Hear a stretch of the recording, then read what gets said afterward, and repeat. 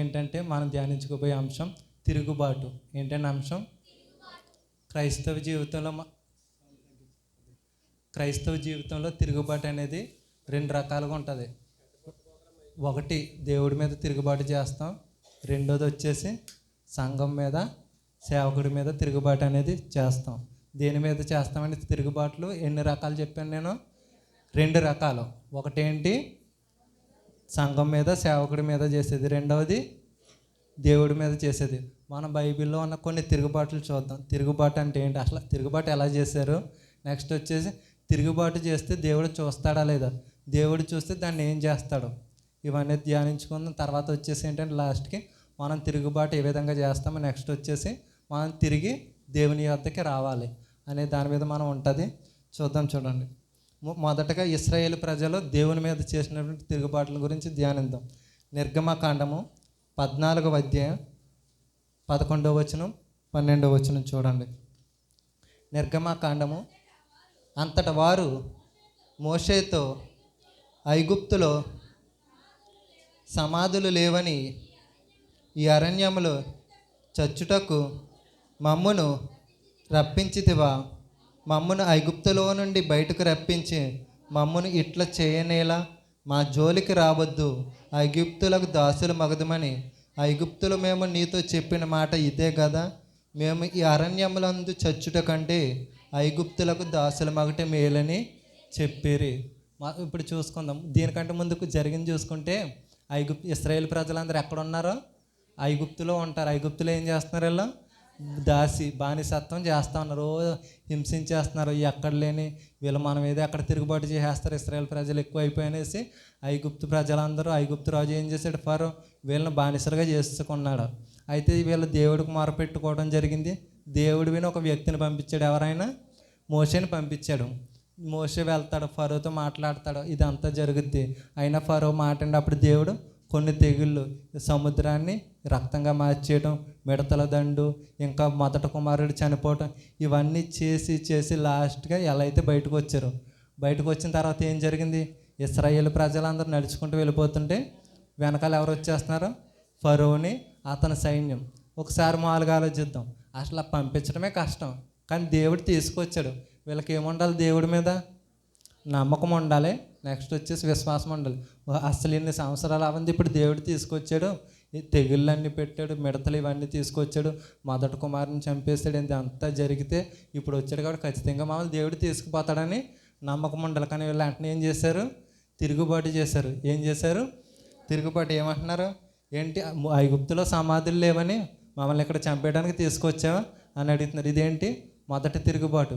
అంటే వాళ్ళలో ఏమి లేదు, నమ్మకం అనేది లేదు, విశ్వాసం అనేది లేదు. వెంటనే వాళ్ళ విశ్వాసం ఏమైపోయింది, లేదు, జస్ట్ వాళ్ళ విశ్వాసం అల్ప విశ్వాసం అయిపోయి వాళ్ళు వెంటనే ఏం చేశారు, దేవుని మీద తిరుగుబాటు చేశారు. అప్పుడు మోషే ఏం చేస్తాడో, దేవుడికి ప్రార్థన చేస్తే దేవుడు తిట్టేళ్ళంతే, ఇలా మారరో, ఎప్పుడు ఇదే ప్రజలు ప్రతిసారి కామన్గా జరిగేది ఏంటంటే మోషే చెప్తాడు, వీళ్ళు ఇలా గోల పెడుతున్నారు నా దగ్గరికి అని.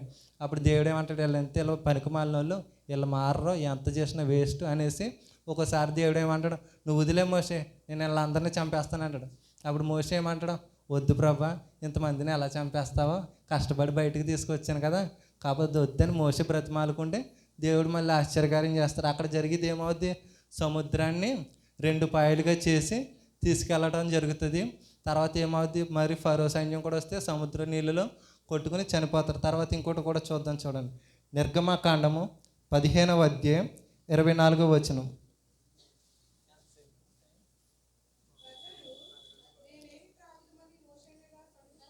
ప్రజలు మేమేమి త్రాగుదామని మోషే మీద సనుగు కొనగా.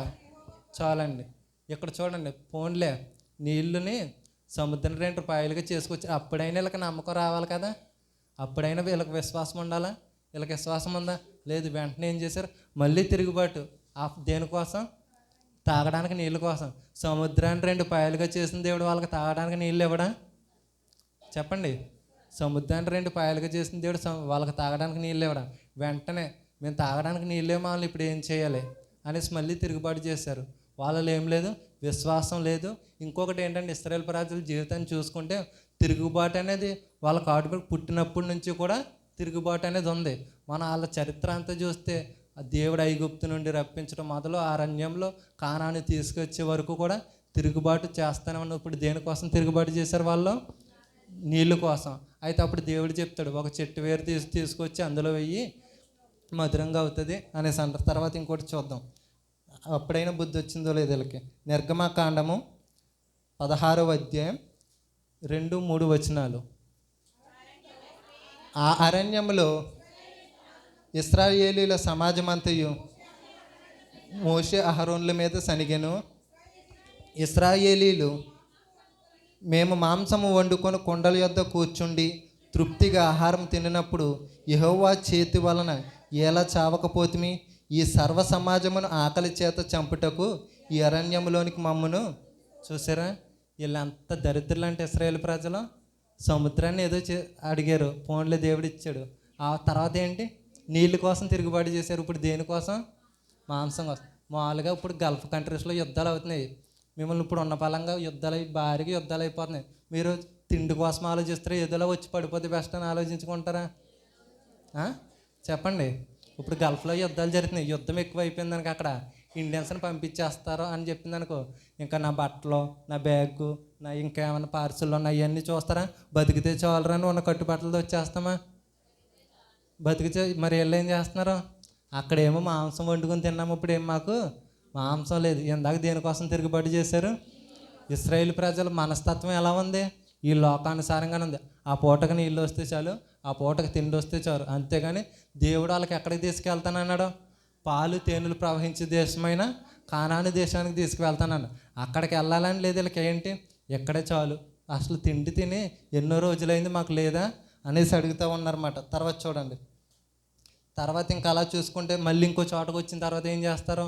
బండ నుండి నీళ్ళు. అక్కడ కూడా సేమ్ మళ్ళీ ఏమవుతుంది? అక్కడ నీళ్ళు ఉండవు. మళ్ళీ అక్కడ ఏం చేశారు? వాళ్ళు మోసే మీద సనుక్కుంటారు నీళ్ళు లేవనేసి. అసలు వాళ్ళకి ఇశ్రాయేలు ప్రజలకు బుద్ధి ఉందంటారా? అక్కడ చేదు నీళ్ళని ఏం చేశాడు దేవుడు? మధురంగా మార్చేశాడు. ఖచ్చితంగా ఇప్పుడు నీళ్ళు ఇస్తాడని నమ్మకం ఉండాలా? కానీ లేదు. మళ్ళీ ఏం చేశారు వీళ్ళు? మాకు నీళ్ళు లేవు, నీళ్ళు లేక చంపేస్తాం మమ్మల్ని అనేసి అడిగితే మోసే ఏం చేస్తాడు? బండ నుంచి నీళ్ళు రప్పించాడు. ఇవన్నీ చూసుకుంటే తర్వాత అయిపోద్ది వీళ్ళు చేసిన ఇంకో తిరుగుబాటు. తర్వాత వీళ్ళు సీనాయి పర్వతం దగ్గరకు వచ్చాక దేవుడు మోషేని పైకి తీసుకెళ్ళి ఏం చెప్తాడు? 10 ఆజ్ఞలు ఇస్తాడు. అందులో ఏముంటుంది? నేను తప్ప వేరొక దేవుడు నీకు ఉండకూడదు. అయితే వీళ్ళు ఏం చేశారో చూద్దాం. ఆ ముందేమవుతుంది అంటే మోషే ఆజ్ఞలన్నీ చెప్పేసి అప్పుడప్పుడు మోషే దేవుడు ఎలా చెప్పాడు నాకు, యెహోవా ఎలా చెప్పాడంటే ఇలా అంటారు, మేము దేవుడి మాట వింటాం, మేము దేవుడే చెప్తే చేస్తాం. చాలా అతి వినయం ప్రదర్శించేసి ఇక్కడ ఏం చేశారో చూద్దాం. నిర్గమకాండం 32వ అధ్యాయం 1వ వచనం. నిర్గమకాండము 32వ అధ్యాయం 1వ వచనం. మోషే కొండ దిగకుండా తడువు చేయట ప్రజలు చూచినప్పుడు ఆ ప్రజలు అహరోను వద్దకు కూడి వచ్చి, లెమ్ము, మా ముందర నడిచుటకు ఒక దేవతను మా కొరకు చేయుము. ఐగుప్తులో నుండి మమ్మల్ని రప్పించిన ఆ మోషే అనేవాడు ఏమాయనో మాకు తెలియదని అతనితో చెప్పి. మోషే ఎక్కడికి వెళ్ళాడు? అప్పుడు సీనాయి కొండ మీదకి వెళ్తాడు. ఎందుకు? దేవుడితో మాట్లాడటానికి. ఈ లోపలికి ఏమైపోయింది? మోషే రావడం లేట్ అయిందేమో, పోనీ ఒక 2 రోజులు 3 రోజులు లేట్ అయింది. వెంటనే వీళ్ళకి ఏమొచ్చేసింది? అల్ప విశ్వాసం. తర్వాత ఏం చేశారు? వీళ్ళు తిరుగుబాటు చేశారు. ఎవరి మీద? దేవుడి మీద. దేవుడు ఏం చెప్పాడు? నేనే దేవుడిని, నేను తప్ప నీకొక వేరొక దేవుడు ఉండకూడదు. పైన ఆకాశం అందు కానీ కింద భూమి అందు నీళ్ళ యందు కూడా రూపాన్ని చేసుకుని పూజించకూడదని చెప్పారు. వీళ్ళందరూ ఏమంటారు? సరే మీరు చెప్పినట్టు చేస్తామని గంగిరెద్దుల్లో తలపేసి ఇప్పుడు ఏం చేశారు వీళ్ళు? మోషే పైకి వెళ్ళాడంట. అహరోను పిలిచి, మోషే లేడు, ఐగుప్తు నుండి మమ్మల్ని తీసుకొచ్చిన మోషే ఎక్కడికి వెళ్ళిపోయాడు, మాకు కనిపించట్లేదు, కాబట్టి మాకు దేవతను చేసేయి ఏంటి అన్నారు. అహరోను చూడండి, అహరోను ఎంత తింకరాడు. అహరోను ఎవరు ఇంతకనే? మోషే బ్రదరు. అయితే మోషే ఇతని పని ఏంటి? యాజకత్వానికి నియమించుకున్నాడు. యాజకుడికి అతను ఏం చెప్పాలి? ఆగంట్రా బాబు, మోషే వస్తాడు, అప్పుడు లేకపోతే అప్పుడు చూద్దాం, అప్పుడు దేవుడిని అడిగితే దేవుడు మనకు సొల్యూషన్ ఇస్తాడని చెప్పాలి. అని చెప్పడం మానేసి అహరోను ఏం చేశాడు? మీ దగ్గర ఉన్న బంగారం అంతా తెచ్చేయండి అనేసి, మీ దగ్గర ఉన్న బంగారం అంతా తెచ్చేయండి అని తెచ్చేస్తే వీళ్ళు ఏం చేసుకున్నారంట? ఒక బంగారపు దూడని చేసుకుని, వాళ్ళు అక్కడ ఒక డైలాగ్ కూడా ఉంటుంది. ఏంటి? ఐగుప్తు నుండి మమ్మను ఇక్కడ తీసుకొచ్చిన దేవుడు ఇదే అనేసి అంటారు. అంటే చూడండి, ఇశ్రాయేలు ప్రజలు ఏం చేస్తూ ఉన్నారు? దేవుడి మీద తిరుగుబాటు అనేది చేస్తానే ఉన్నారు. మామూలుగా మాట్లాడుకుందాం. వాళ్ళు ఎక్కడ ఉన్నారు అసలు? ఇశ్రాయేలు ప్రజలు బానిసత్వంగా ఉన్నారు. హింసించేస్తున్నారు. శ్రమకు వాళ్ళ టైంతో పని లేదు. పని ఇచ్చి అది అవి వరకు చేయడమే. చేయకపోతే నీరసం వచ్చేసి పని చేయకపోతే ఏం చేయాలి? రెస్ట్ తీసుకోమనాలి. రెస్ట్ తీసుకోమనేవారా? పని చేసే వరకు కొడతానే ఉండేవారు. అటువంటి బానిసత్వం నుండి వాళ్ళని దేవుడు తీసుకొస్తుంటే ఏం చేశారు? వీళ్ళు తిరుగుబాటు చేశారు. ఏం చేశారు? మన అంశం ఏంటండి? వీళ్ళు ఎవరి మీద తిరుగుబాటు చేశారు? దేవుని మీద తిరుగుబాటు. దేనికోసం? ఫస్ట్ సముద్రం అడ్డు వచ్చేసింది. సముద్రం కోసం. పోన్లే, సముద్రం అంటే పెద్దదే, నిజంగా వెళ్ళగలమా? ఓడలతో వెళ్ళినా అవ్వదు. పోనీ అది లాజిక్ ఉందా అనుకుందాం. మిగిలిన వాటిలో లాజిక్ ఏమన్నా? సముద్రాన్ని 2 పాయలుగా చేసిన దేవుడు నీళ్ళు ఇవ్వగలడు కదా. వాళ్ళు నమ్మారా? పోనీ అది కూడా అయిపోయింది. ఒకసారి దేవుడు ఏం చేశాడు? నీళ్ళు ఇచ్చాడు. మళ్ళీ రెండోసారి కూడా వాళ్ళు దేనికోసం తిరుగుబాటు చేశారు? నీళ్ళు కోసం మళ్ళీ 2 సార్లు తిరుగుబాటు చేస్తారు. ఒకటేమో మారా అనే ప్రదేశంలో, ఇంకొక చోట బండ నుండి నీళ్ళు ఇచ్చే ప్రదేశంలో. మనం కూడా ఏం చేస్తూ ఉంటామంటే దేవుడి మీద ఈ విధంగా తిరుగుబాటు అనేది చేస్తూ ఉంటాం. ఇది ఇశ్రాయేలు ప్రజలు చేసిన దేవుడి మీద చేసిన తిరుగుబాటు. ఇప్పుడు నేను చెప్పిన 2 అంశం మీద చూద్దాం. ఇంకొకటి ఏం చెప్పాను? ఇంకొక తిరుగుబాటు సంఘం మీద, సేవకుని మీద తిరుగుబాటు. 2 అంశం ఏంటండి? సంఘం మీద, సేవకుని మీద తిరుగుబాటు. మొదటి అంశం ఏం మాట్లాడుకుని? ఇశ్రాయేలు ప్రజలు తిరుగుబాటు చేశారు మాంసం కోసమని. ఇంకా చూస్తే ఏంటి? నీళ్ళ కోసం అనేసి. ఒక దూడని, మోషే కనిపించకపోతే మోషే లేడో దూడని చేసేసని తిరుగుబాటు చేస్తూ వచ్చారు. ఇప్పుడు చూడండి, సంఖ్యాకాండము 16వ అధ్యాయం 1వ వచనం నుంచి చదవండి. సంఖ్యాకాండము 16వ అధ్యాయం 1వ వచనం నుంచి. కాదు, లేవికి ముని మనవడును, కహోతుకు మనవడును, ఇస్హారు కుమారునగు కోరాహు, రూబేనీయులలో ఏలియాబు కుమారులైన దాతాను, అభిరాములను, పెలేతు కుమారుడైన ఓనును యోచించుకుని ఇశ్రాయేలీలలో పేరు పొందిన సభికులను, సమాజ ప్రధానులైన 250 మందితో మోషే ఎదురుగా లేచెను. మోషే అహరోనులకు విరోధంగా పోగుపడి, మీతో మాకింక పని లేదు, ఈ సర్వ సమాజంలోని ప్రతివాడు పరిశుద్ధుడే, యెహోవా వారి మధ్య ఉన్నాడు, యెహోవా సంఘం మీద మిమ్మల్ని మీరెలా యోచించుకొనిచున్నారనగా. అక్కడ చూడు, అక్కడ ఎంతమంది కనిపిస్తున్నారని మనకి? 4 కనిపిస్తారు. ఎవరంట? ఒక అతను కోరాహు, తర్వాత దాతాను, అభిరాములు, పేలేతు కుమారుడే ఓనను. వీళ్ళందరూ ఏం చేశారంటే ఎవరి మీద తిరుగుబాటు చేశారు? మోషే మీద. ఎవరి మీద? ఇంకొక వ్యక్తి కూడా ఉంటారు. ఎవరో? అహరోను. ఇద్దరు. మోషే అహరోనులు ఎవరు? అన్నదమ్ములు కాదు, దేవుని సేవకులు. అహరోను ఏం చేసేవాడు? యాజకత్వం. మోషేని దేవుడు ఏం చేశాడు? ఇశ్రాయేలు ప్రజలను బానిసత్వం నుంచి విడిపించడానికి ఎన్నుకున్నారు. కానీ వీళ్ళు ఏం చేశారంటే వీళ్ళు 4 ప్లాన్ చేసుకుని కొంతమంది జనాన్ని వేసుకుని మోషే అహరోనుల దగ్గరికి వెళ్ళి, మీతో ఇంకా మాకు పని లేదు బాబు, ఇశ్రాయేలు ప్రజల్లో ఉన్న ప్రతి ఒక్కడో పరిశుద్ధుడే, మేము కూడా యాజకత్వం పని చేసేస్తాము, మీతో మాకు ఇక పని లేదని మోషేకి వ్యతిరేకంగా తిరిగారు. ఇక్కడ చూస్తే వీళ్ళు సేవకుడికి ఏ విధంగా తిరుగుబాటు చేశారు? సేవకుడి మీద 2 రకాలుగా తిరుగుబాటు చేయొచ్చు. ఒకటి వ్యక్తిగత జీవితం మీద. ఏంటి? వ్యక్తిగత జీవితం మీద. రెండోది సంఘపరంగా, ఆత్మీయంగా తిరుగుబాటు చేయొచ్చు. సేవకుడి మీద ఎన్ని రకాలుగా తిరుగుబాటు చేయొచ్చు? 2 రకాలు. ఒకటి ఏంటి? వ్యక్తిగత జీవితం మీద. ఇంకొకటి సంఘం పరంగా. ఇక్కడ వీళ్ళు ఏం చేస్తున్నారు?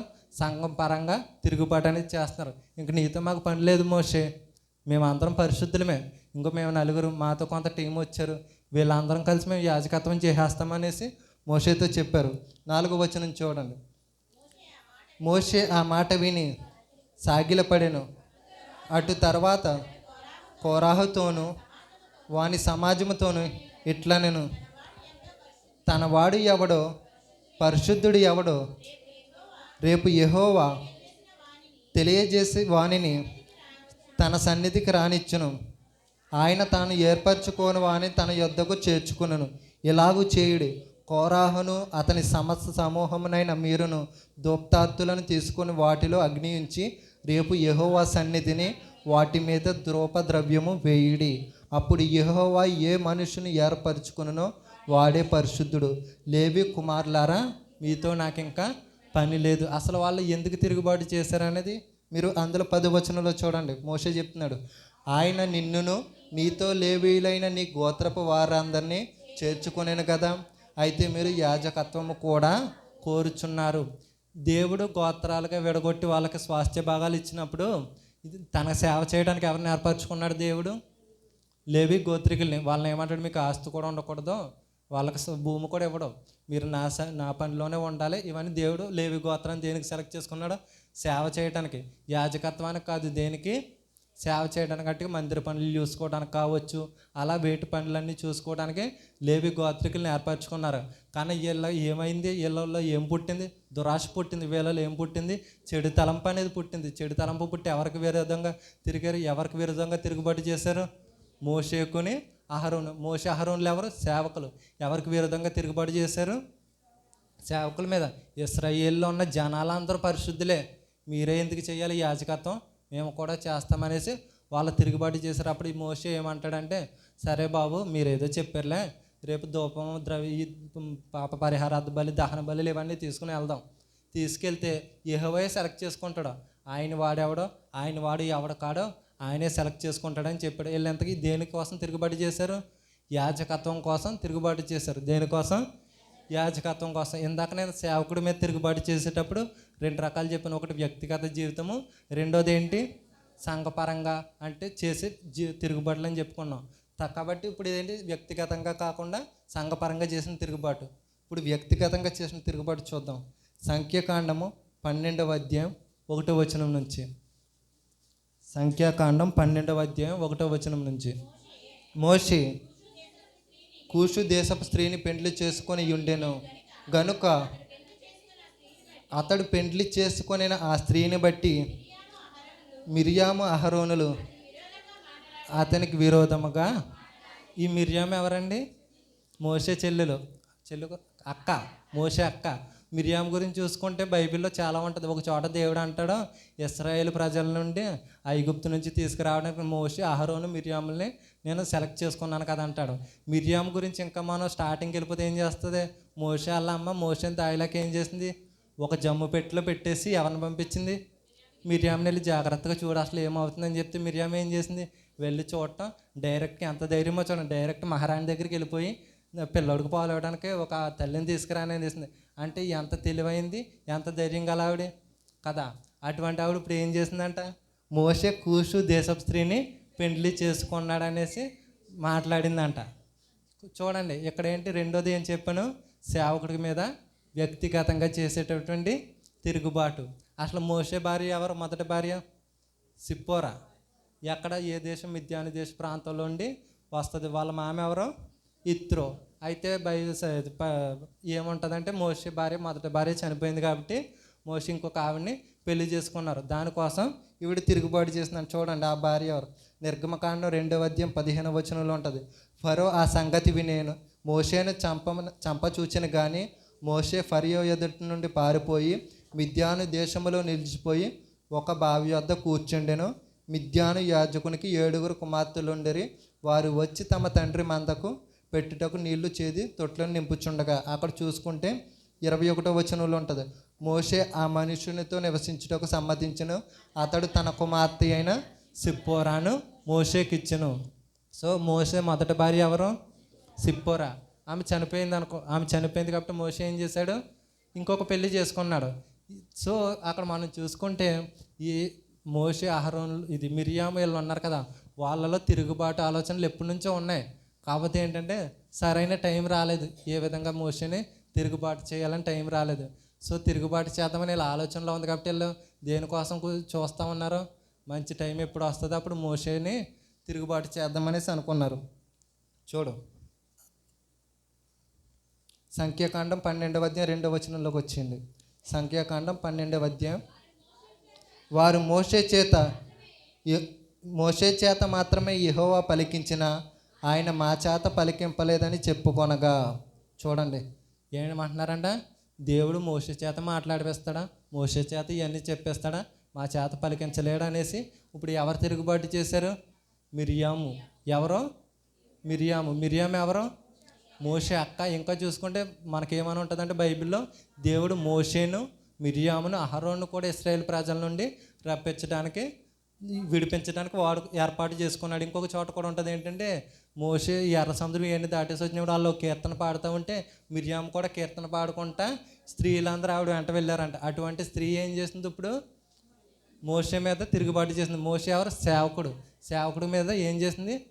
తిరుగుబాటు. ఎటువంటి తిరుగుబాటు ఇది? వ్యక్తిగత జీవితానికి సంబంధించిన తిరుగుబాటు. ఇప్పుడు మనం మాట్లాడుకున్న తిరుగుబాట్ల గురించి మాట్లాడుకున్నాం.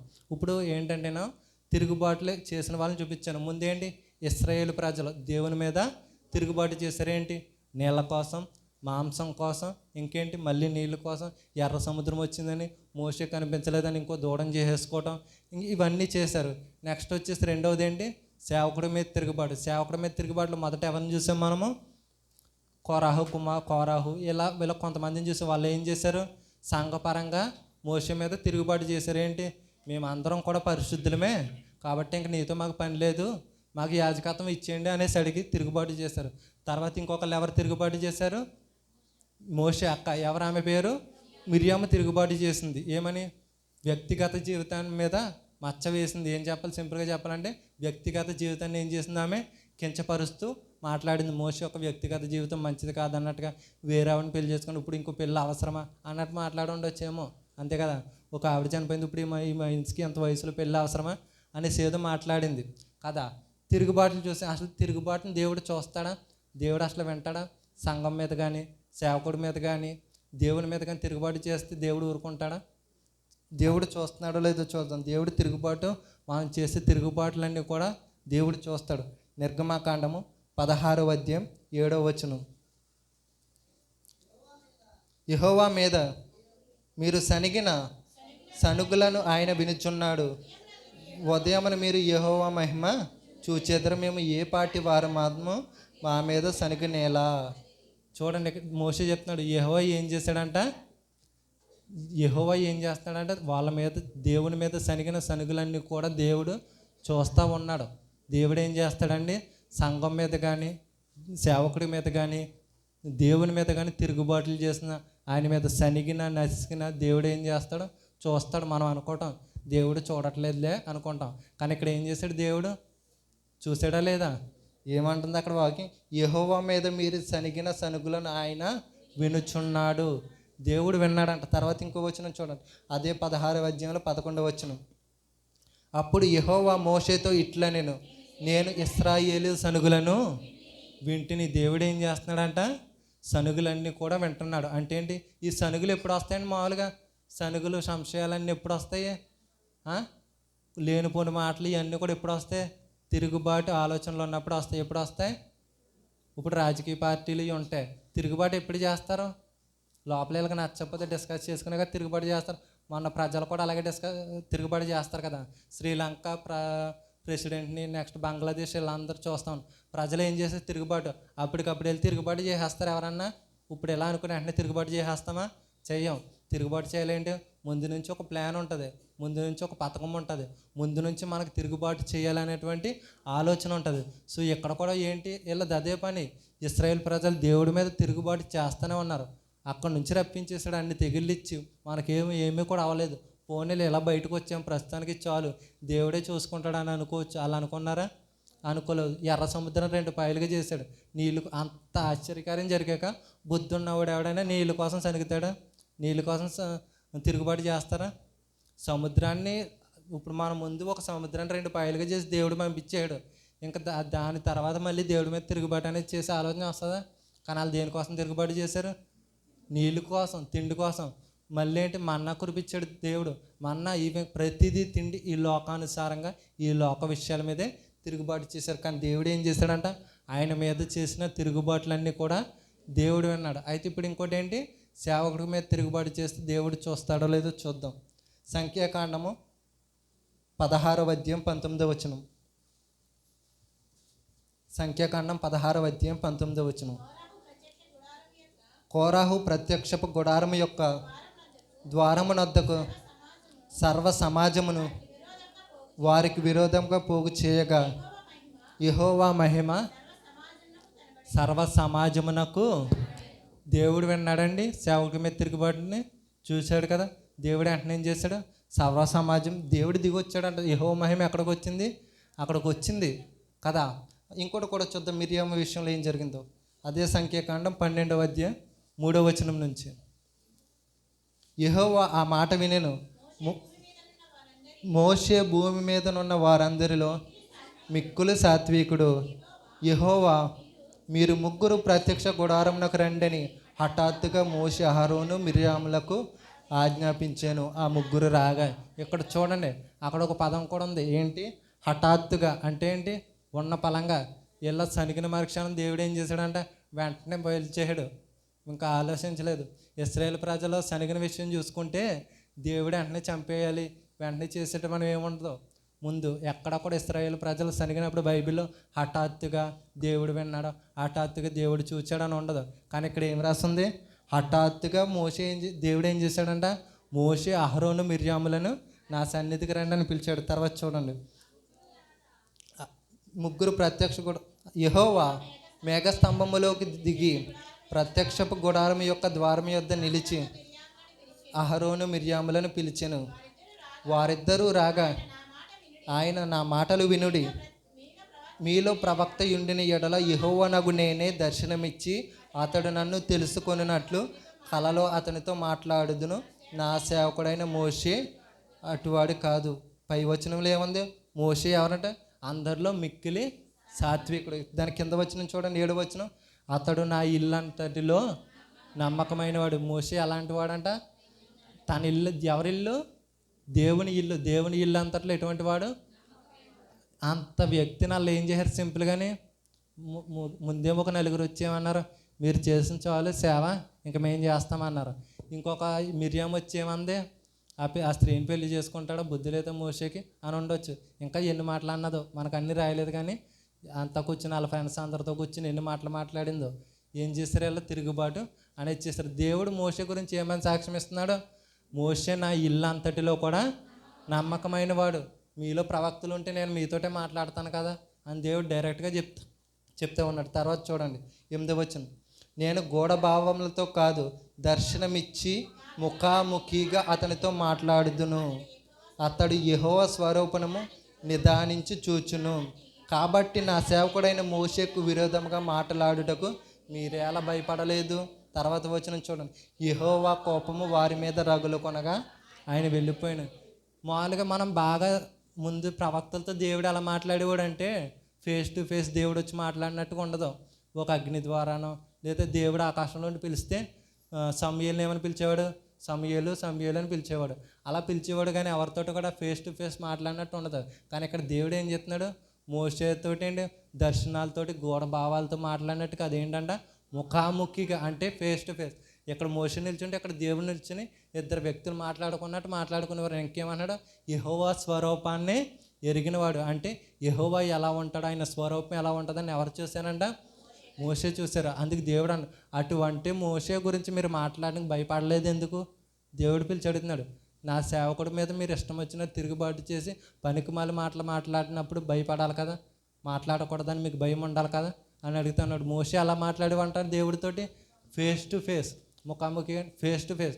ఇలా ఎదురు బదురు నిల్చుని మోషేతో దేవుడు చెప్పేవాడు, రాయి మోషే 10 ఆజ్ఞలు అంటే మోషే అక్కడ నిల్చుని అవును ప్రభా చెప్తాను ప్రభా, ఇలా ఇద్దరు ఫ్రెండ్స్ మాట్లాడుకున్నట్టుగా మాట్లాడుకుని ఎదురు బదురు నిల్చుని. కానీ ఇలా ఏం చేశారంట? అటువంటి మోషే మీద ఏం చేశారు? తిరుగుబాటు చేశారు. దేవుడు ఏం చేశాడు? వాళ్ళు అలా మాట్లాడుకున్న మరుక్షణం ఏం చేయడు? హఠాత్తుగా వారిని పిలిచాడంట. ఇంకా ఆలోచించలేదు. వెంటనే మిర్యాము, అహరోను, మోషే మీరు నా దగ్గరికి రండి, మీతో మాట్లాడే పని ఉందని పిలిచి ఏమన్నాడు? ఎందుకు భయపడలేదు? నా సేవకుడికి విరోధంగా మాట్లాడి నా సేవకుడి వ్యక్తిగత జీవితాన్ని సంఘపరంగా తిరుగుబాటు చేసినప్పుడు మీకు భయం ఉండాలి కదా సేవకుడితో మాట్లాడినప్పుడు అని మోషేతో అడుగుతూ ఉన్నాడు. చూసాం, తిరుగుబాటు చేయడాన్ని చూసాం. తిరుగుబాటు చేస్తే దేవుడు చూస్తున్నాడు కదా. ఇప్పుడు చూసాం కదా, ఇశ్రాయేల్ ప్రజలు సనుగులన్నీ కూడా దేవుడు ఏం చేశాడు? విన్నాడు. తర్వాత మోషే మీద తిరుగుబాటు చేసినప్పుడు దేవుడు ఏం చేశాడు? చూశాడు, వాళ్ళని పిలిచాడు. అయితే తిరుగుబాటు చేస్తే దేవుడు ఏమైనా శిక్షణ వేస్తాడు? మనకి వేస్తాడా? వేయడా? వేస్తాడు. అది కూడా చూద్దాం. చూడండి, సంఖ్యాకాండము 11వ అధ్యాయం 1 నుంచి 2, 11వ అధ్యాయం 1-2 వచనాలు. జనులు ఆయాసమును గూర్చి సనుగుచుండగా అది యెహోవాకు వినబడెను. యెహోవా దాన్ని వినినప్పుడు ఆయన కోపము రగులుకొనెను. యెహోవా అగ్ని వారిలో రగులుకొని పాలెములో ఒక కోనను దహింపసాగెను. జనులు మోషేకు మొర్రపెట్టగా మోషే యెహోవాను వేడుకొనినప్పుడు అగ్ని చల్లారెను. చూడండి ఏం చేశారంట? వీళ్ళ చేసిన తిరుగుబాటుకి దేవుడు ఏం చేశాడు? శిక్షణ ఇచ్చేసాడు. వెంటనే ఏం చేశాడంట? జనం ఉన్నారు ఎంతమంది, అందులో ఒక పార్ట్ అంతా ఏం చేశాడంట, దేవుడు అగ్ని కురిపించి కాల్చి చంపేశాడు. కాబట్టి దేవుడి మీద తిరుగుబాటు చేస్తే మనకి ఏమొస్తుంది? ఏమొస్తుంది చెప్పండి గట్టిగా. వాక్యం అర్థం కావట్లేదా? చాలా క్లియర్గానే చెప్తున్నాను అనుకున్నాను. ఏమొస్తుంది? శిక్ష వస్తుంది. ఏం చేశాడంట? అగ్ని కురిపించి ఆకాశం నుంచి ఒక కార్న్ని, అంటే ఒక పార్ట్, ఫర్ ఎగ్జాంపుల్ 2 పార్ట్లు ఉన్నాయనుకో, ఇటు పార్ట్ వాళ్ళు ఇటు పార్ట్లు ఏదో ఒక పార్ట్ మాట్లాడారనుకో, ఏం చేశాడంటే ఒక పార్ట్ అందరినీ కూడా అగ్ని కురిపించి దేవుడు చంపేశాడు. తర్వాత చూడండి, సంఖ్యాకాండము 11వ అధ్యాయం 13వ వచనం. 11వ అధ్యాయం 33వ వచనం. ఆ మాంసం ఇంకా వారి పండ్ల సందున ఉండగానే అది నమలక మునిపే యెహోవా కోపము జనుల మీద రగులుకొనెను. దేని చేత బాధించాడంట? తెగులు చేత. మరీ దారుణం. అక్కడ మంచి పదం ఏముంది అండి? ఆహారం ఎక్కడ ఉందండి? ఇంకా తిన్న ఆహారం పళ్ళ సందుల్లోనే ఉందంట. అంటే పొట్టలోకి అరగడానికి కూడా లేదు. నములుతూ ఉండగానే వాళ్ళ మీద ఏం వచ్చేసింది? ఏం చేశారు? వాళ్ళు తిరుగుబాటు చేశారు. వెంటనే దేవుడు ఏం చేశాడు? తెగులు రప్పించి చంపేశాడు. ఇంకా తర్వాత మనం చూసుకుంటే ఒక చోట ఏం చేస్తాడో, ఇలా చేసిన పనికి దేవుడు పాములు వచ్చి కలిసి చంపేస్తాయి. ఇంకొక చోట ఏం చేస్తాడంటే, ఇలా తిరుగుబాటు చేస్తే మోషే లేవి ప్రజలందరిని పిలిచి కొంతమందిని చంపేమంటే లేవి ప్రజలందరూ ఈ కత్తి తీసుకుని మొత్తం కొంతమందిని చంపేస్తారు. ఏమొస్తుంది? దేవుడి మీద తిరుగుబాటు చేస్తే మనకి ఏమొస్తుంది? శిక్ష అనేది వస్తుంది. మొదటిగా ఏమొచ్చింది? ఒక కార్నే, ఒక పార్ట్ అంతా ఆకాశంలో అగ్ని గురించి చంపేశాడు. తర్వాత ఏం చేశాడు? తెగులు చేత చంపేశాడు. ఒక చోట ఏం చేశాడు? పాముల చేత కరిచి చంపించేశాడు. ఇంకొక చోట ఏం చేశాడు? లేవీల చేత మోసే చంపించేస్తాడు. కాబట్టి మనం తిరుగుబాటు చేసే మనకి ఏమొస్తుంది? శిక్ష అనేది వస్తుంది. కాబట్టి చాలా జాగ్రత్తగా ఉండాలి. ఇప్పుడు బయటోడు, దేవుని ఎరగని ప్రజలు తిరుగుబాటు చేశారంటే అది వేరు. కానీ దేవుని ఎరిగిన ప్రజలు దేవుని మీద తిరుగుబాటు చేస్తే చాలా భయంకరంగా ఉంటుంది. ఇశ్రాయేలు ప్రజలకు దేవుడు ఏం చేశాడు? వెంటనే శిక్షను విధించేశాడు. మరి ఇప్పుడు సేవకుడి మీద తిరుగుబాటు చేస్తే శిక్ష వస్తుందా? భయంకరమైన శిక్ష అనేది వస్తుంది. చూడండి, సంఖ్యాకాండము 16వ అధ్యాయం 20వ వచనం నుంచి. ఇదేంటంటే సేవకుడు సంఘపరంగా అటువంటి జీవితంలో చేసినప్పుడు జరిగేది. అప్పుడు యెహోవా, మీరు ఈ సమాజంలో నుండి అవతలకి వెళ్ళుడు, క్షణములో నేను వారిని కాల్చివేయదనని మోషే అహరోనులతో చెప్పగా, అక్కడ ఏంటంటే వీళ్ళందరూ ఈ దోపుతారులన్నీ పట్టుకుని వెళ్తారు. అప్పుడు మోషే అహరోనులు ఒక సైడ్ ఉంటే ఈ కోరాహు వెళ్ళిన అరుగులతో పాటు కొంతమంది జనం వచ్చారు. లేవి ప్రజలందరూ కూడా, లేవి ప్రజలు అంటే ఎవరు? దేవుడికి సేవ చేసే ప్రజలు. వాళ్ళు కూడా ఏమవుతారు? వీళ్ళ మాట అనేసి వీళ్ళు చెడిపోయి ఎవరి సైడ్ వెళ్ళిపోయారు? కోరాహు వీళ్ళ సైడ్ వెళ్ళిపోయారు. తీసుకెళ్ళిన వెంటనే దేవుడు ఏమన్నాడంట? మోషే మీరు అవతలకి వెళ్ళండి, ఒకేసారి మొత్తం అందరినీ చంపేస్తున్నాడు. ఏమన్నాడు? తిరుగుబాటు చేసే ఆలోచన వచ్చింది ఎంతమందికి ముందు? అందులో నలుగురికి వచ్చింది తిరుగుబాటు చేసే ఆలోచన. వాళ్ళతో ఎంతమంది? 270 మంది 250 మంది వెళ్ళిపోయారు. కానీ దేవుడు తిరుగుబాటు చేసి వాళ్ళతో కలవడం వల్ల దేవుడు ఏమన్నాడు? నువ్వు అవతలకి జరుగు మోషే, నేను మొత్తం వాళ్ళని కూడా చంపేస్తాను అనేసి అన్నాడు. కానీ మోషే ఏం చేశాడు? మోషే పని ఇదే కదా, కోపరాగులు. ప్లీజ్ ప్రభా వదిలే ప్రభా, ఏమీ తెలియని ప్రజలు, ఎంతకాలం వాళ్ళు అంతే, చిన్నపిల్లలు వాళ్ళు, ఏమీ తెలీదు, వాళ్ళు అలా ఉంటారు, చిన్నపిల్లల మాట అంటారు, కాబట్టి మనమే మారాలి అన్నట్టు దేవుడిని నచ్చ చెప్పేసి మోషే మార్చేవాడు. తర్వాత చూడండి, వారు సాగిలపడి సమస్త శరీరాత్మలకు దేవుడవైన దేవా, ఈ ఒకడు పాపము చేసినందుకు ఈ సమస్త సమాజము మీద నీవు కోపపడుదువని వేడుకొనిరు. అప్పుడు యెహోవా మోషేకు ఇలాగ సెలవిచ్చును, కోరాహు, దాతాను, అబ్రాముల యొక్క నివాసముల చుట్టుపట్ల నుండి తొలగిపోవడని జనసమూహముతో చెప్పాను. మోషే బ్రతిమాలుకున్నాడు. ఏంటి ప్రభా, ఒక్కడ చేసిన తప్పు కోసం వీళ్ళందరినీ చంపేస్తావా? బాగోదు కదని మోషే బ్రతిమాలుకుంటే దేవుడు ఏం చేశాడు? మళ్ళీ సరే ఒక పని చేద్దాం, వీళ్ళ ముగ్గురున్న ఇంట్ల దగ్గర ఎవరిని ఉండొద్దు, వాళ్ళ ఇంట్ల పక్కల నుండి జనాలందరినీ దూరంగా వెళ్ళిపోమని చెప్పి అప్పుడే చూడండి 16వ అధ్యాయం 27వ వచనం. కాబట్టి వారు కోరాహు, దాతాను, అబిరాముల నివాసముల యొద్ద నుండి ఇటు అటు లేచిపోగా, దాతాను అబిరాములను, వారి భార్యలను, వారి కుమారులను, వారి పసిపిల్లలను తమ గుడారము ద్వారముల యొద్ద నిలిచిరి. ఎవరెవరు ఉన్నారంటే ఇప్పుడు తిరుగుబాటు చేసిన తిరుగుబాటు చేసిన వ్యక్తులు, వారి పిల్లలు, వాళ్ళ పసిపిల్లలు, వారి భార్యలు, వీళ్ళందరూ ఉన్నారు. అయితే మిగిలిన జనం ఏం చేశారు? దేవుడు అక్కడ నుంచి లెగిసిపోండి, వాళ్ళ ఇంటి చుట్టుపక్కల ఎవరు ఉండొద్దు అనేసి చెప్పాడు. తర్వాత ఏమైందో చూడండి, అక్కడ చూడండి 29వ వచనం. మనుషులందరికీ వచ్చు మరణము వంటి మరణము వీరు పొందిన ఎడల సమస్త మనుషులకు కలిగినది వీరికి కలిగిన ఎడల యెహోవా నన్ను పంపలేదు. ఎవరెక్కడ మాట్లాడుతుంది? మోషే చెప్తున్నాడు, అందరిలా వీళ్ళు చచ్చిపోయి వీళ్ళందరికి వచ్చినటువంటి మరణం వస్తే వీళ్ళు యెహోవా నన్ను పంపలేదు అంటే ఏంటి? భయంకరమైన మరణం వస్తుంది. సేవకుడి మీద, సంఘం మీద తిరుగుబాటు చేస్తే ఎటువంటి మరణం వస్తుంది? భయంకరమైన మరణం. చూడండి, అక్కడ చాలా బాగుంటుంది. 29 వచనం, 30 వచనం చూడండి. అయితే యెహోవా గొప్ప వింత పుట్టించుట వలన వారు ప్రాణములతో పాతాళంలో కుళ్ళినట్లు భూమి తన నోరు తెరిచి వారిని వారికి కలిగిన సమస్తమును మింగి వేసిన ఎడల వారు యెహోవాను అలక్ష్యము చేసిరని మీకు తెలియనను. అతడు ఆ మాటలన్నీ చెప్పి చాలించగానే వారి క్రింద నేల విడిచెను. భూమి తన నోరు తెరిచి వారిని, వారి కుటుంబములను, కోరాహు సంబంధులందరినీ, వారి సమస్త సంపాద్యమును మింగివేసను. వారిని, వారి సంబంధులను ప్రాణముతో పాతాళంలో కుళ్ళిరి. భూమి వారిని మింగివేసిన వారు సమాజంలో ఉండకుండా నశించిరి. వారు చుట్టూనున్న ఇశ్రాయేలందరూ వారు మోషే విని భూమి మనల్ని మింగివేయనమని అనుకొని పారిపోయారంట. ఏంటంట? వారి ఘోష అంటే ఏంటి? ఎటువంటి మరణం వచ్చిందండి? ఒక సేవకుడి మీద వాళ్ళు ఏం చేశారు? సంఘపరంగా తిరుగుబాటు చేసినప్పుడు ఎటువంటి మరణం వచ్చింది వాళ్ళకి? మామూలుగా అందరు మనుషుల్లో వచ్చినట్టు చావు వచ్చింది వాళ్ళకి. ఎటువంటి మరణం వచ్చింది? పోనీ చేసింది ఎంతమంది? 3. వాళ్ళ ముగ్గురితోనే పోయిందా? వాళ్ళ భార్యలు, వాళ్ళ పిల్లలు, పసిపిల్లలు కూడా చనిపోయారు. ఇంకా చూడ, వాళ్ళ సంబంధులంతా, వాళ్ళకేంటి, వాళ్ళు సంపాదించుకున్నది కూడా వెళ్ళిపోయింది. ఎటువంటి మరణం వచ్చింది? భూమి నోరు తెరిచి ప్రాణాలతో వాళ్ళని మింగేస్తుందంట. ఏంటి? ఇలా భూమి ఇలా తెరిస్తే మొత్తం అంతా కూడా ఏమైంది? వాళ్ళందరూ కుళ్ళిపోయారు. ఒక సేవకుడి మీద సంఘపరంగా తిరుగుబాటు చేస్తే ఎటువంటిది వస్తుంది?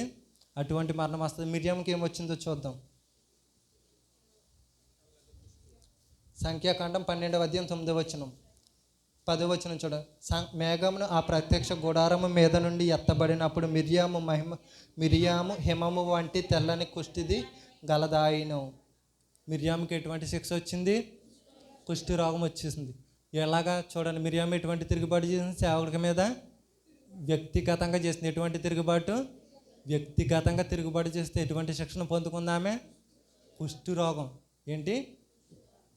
కాబట్టి మిర్యాము ఎటువంటి వ్యక్తి? అసలు దేవుడు ఏర్పరచుకున్న వ్యక్తి. కానీ సేవకుడి మీద వ్యక్తిగతంగా తిరుగుబాటు చేసేసరికి ఎటువంటి జబ్బు వచ్చింది ఆమెకి? కుష్టి రోగం వచ్చేసింది. కాబట్టి మనం చాలా జాగ్రత్తగా ఉండాలి. దేవుని మీద తిరుగుబాటు చేసినందుకు దేవుడు ఏం చేశాడు? చంపేశాడు. తిరుగుబాటు చేస్తే దేవుడు ఏం చేస్తాడు? చంపేస్తాడు. ఊరుకోడు, వెంటనే శిక్షించేస్తాడు. ఇంకా దేవుడి మీద తిరుగుబాటు చేస్తే ఒక నిమిషం మాట్లాడి డిస్కషన్ ఉందేమో, కానీ సేవకుల మీద, సంఘం మీద తిరుగుబాటు చేస్తే ఇంకా నో మోర్ ఎక్స్క్యూజెస్. వెంటనే ఏంటి చూడండి, హఠాత్తుగా దేవుడు ఉన్న బలంగా మోషే, అహరోను, మిర్యాములు మీరు అర్జెంట్గా నా సన్నిధికి రండి. అక్కడికి వెళ్ళి చూస్తే కోరాహు వాళ్ళని ఏమన్నాడు? మీరు అందరూ అవతకలేండి, ఇక్కడే చంపేస్తాను అన్నాడు. మోషే బ్రతిమాలుకుంటే ఏం చేశాడు? వాళ్ళ కుటుంబస్తులు, వాళ్ళ పిల్లలు అందరూ కూడా చనిపోయారు. కాబట్టి మనం చూడండి, ఇక్కడ ముందుగా మనం ఎన్ని తిరుగుబాట్లకు మాట్లాడుకున్నాం? 2 రకాల తిరుగుబాట్లు. ఏంటి? ఒకటి దేవుని మీదట చేసేటువంటి తిరుగుబాటు, అవి కూడా చూసుకున్నాం. నీళ్ళ కోసం, ఇళ్ళ కోసం తిరుగుబాటు చేశారు. రెండవ తిరుగుబాటు ఏంటి? సంఘం మీద, సేవకుడి మీద తిరుగుబాటుని దేవుడు చూస్తాడు అనేదాన్ని మీకు చెప్పాను. చూసి ఏం చేస్తున్నాడు? వెంటనే పిలిచి మాట్లాడుతున్నాడు. తర్వాత తిరుగుబాటు చేస్తే దేవుడు ఏం చేస్తాడు? శిక్షణ విధిస్తాడు. కొంతమందిని చంపేశాడు. ఇక్కడ ఇంకా దేవుడి మీద తిరుగుబాటు విషయంలో చూస్తే హఠాత్తుగా ఉన్న పలంగా అని ఏమి లేదు. కానీ సేవకుడి మీద తిరుగుబాటు చేస్తే ఏం చేశాడంట? హఠాత్తుగా పిలిచి ఏం చేశాడు? వాళ్ళకి పనిష్మెంట్ వెంటనే ఇచ్చేశారు. కాబట్టి మనం ఏం చేయలే? మనం చాలా జాగ్రత్తగా ఉండాలి. మనం దేవుడి మీద ఏ విధంగా తిరుగుబాటు చేస్తామో చూడండి. యెహెజ్కేలు 20వ అధ్యాయం 21వ వచనం.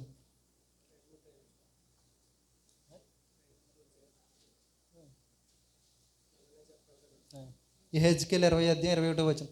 అయినను ఆ జనులు సహా నా మీద తిరుగుబడి తాము అనుసరించి బ్రతకవలనని నేను ఇచ్చిన నా కట్టడలను అనుసరింపకయు, నా విధులను గైకొనకయు, నేను నియమించిన విశ్రాంతి దినములను అపవిత్రపరిచిరి గనుక వారు అరణ్యంలో ఉండగానే నేను రౌద్రాన్ని వారి మీద కుమ్మరించి నా కోపం వారి మీద తీర్చుకుందినని అనుకుంటుని. ఏంటంట? దేవుడిచ్చే విశ్రాంతి దినాలు మనం ఏం చేస్తున్నాం? విశ్రాంతి దినాలను ఏం చేస్తున్నామో అపవిత్రం చేసేస్తున్నాం. విశ్రాంతి దినం అంటే ఏంటి? ఇప్పుడు దేవుడిచ్చే వారంలో ఒక రోజు ఏం చేయాలి? దేవుడికి ఇచ్చేయాలి. కానీ మనం ఇస్తున్నాం, ఇవ్వట్లేదు. ఇంకేం చేస్తాం చూడండి.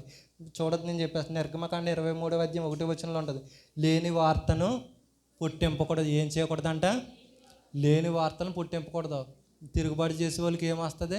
లేని వార్తలే వస్తాయి, లేని మాటలన్నీ మాట్లాడతారు. చూడండి ఇంకొక మంచి చూద్దాం. సామెతల గ్రంథం 17వ అధ్యాయం 11వ వచనం. తిరుగుబాటు చేసేవాడి మనస్తత్వం గురించి ఉంటుంది. సామెతలు 17:11. తిరుగుబాటు చేయవాడు కీడు చేయుటకే కోరును, అట్టి వాని వెంట క్రూరదూత పంపబడును. తిరుగుబాటు చేసేవాడు ఎందుకు చేస్తాడంట? కీడు చేయటానికి.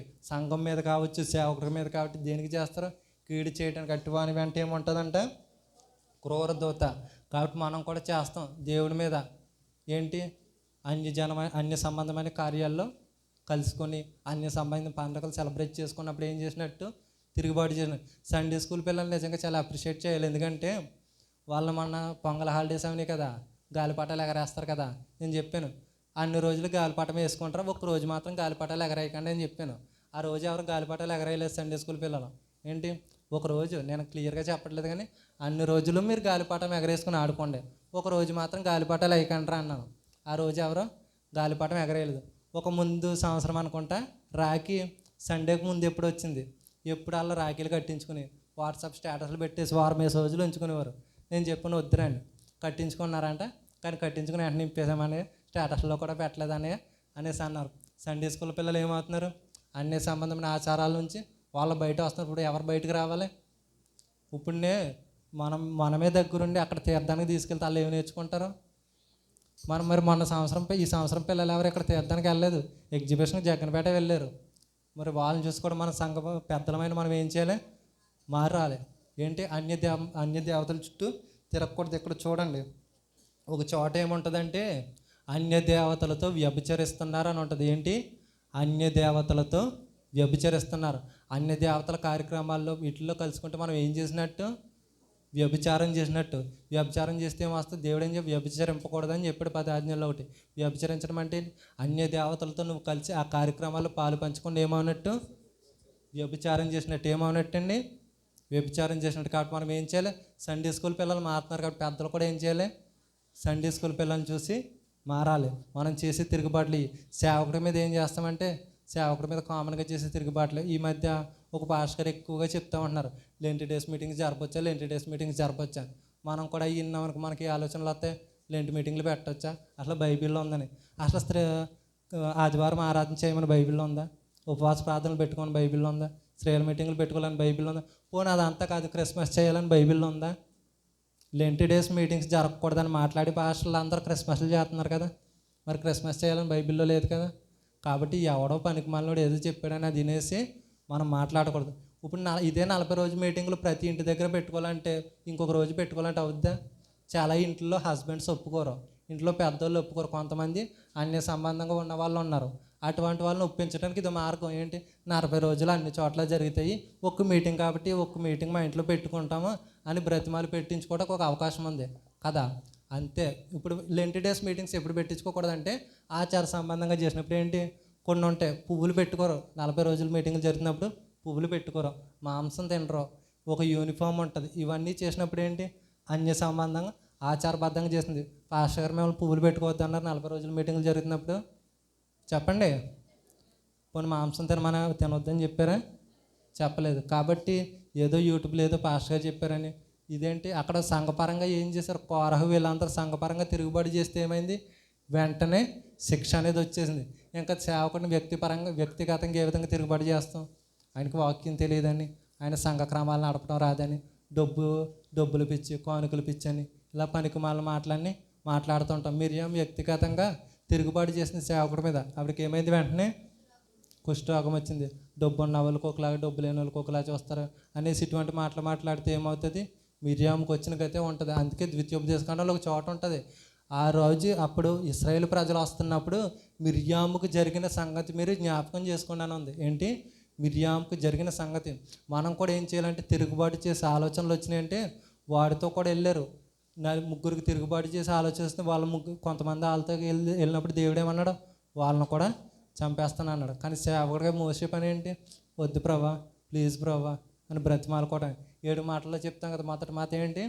తండ్రి వీరేమి చేయుచున్నారో వీరెరుగరు కనుక వీరిని క్షమించండి. పాస్టర్లు కూడా ఏం చేస్తారంటే మొహం మీద తిట్టేసిన, అలా తిట్టి ఎన్ని మాటలు అనేసిన, ప్రభా వీళ్ళు ఏం చేస్తున్నారో వీళ్ళు ఎరగరు కనుక వీళ్ళని క్షమించే ఈసారికి అనేసి వాళ్ళు మోసి ఎలా బ్రతిమాలుకున్నాడో వీళ్ళు కూడా అలా బ్రతిమాలుకుంటారు. కాబట్టి మనం తిరుగుబాటు చేసే ఆలోచనలు కానీ ధ్యాస కానీ ఏమో లేకుండా అయిపోయింది. తిరుగుబాటు చేసే ఆలోచనలు ఇవేమి లేకుండా మనల్ని మనం మార్చుకుందాం. దేవుడి వాక్యం దీవించును గాక. ఆమేన్.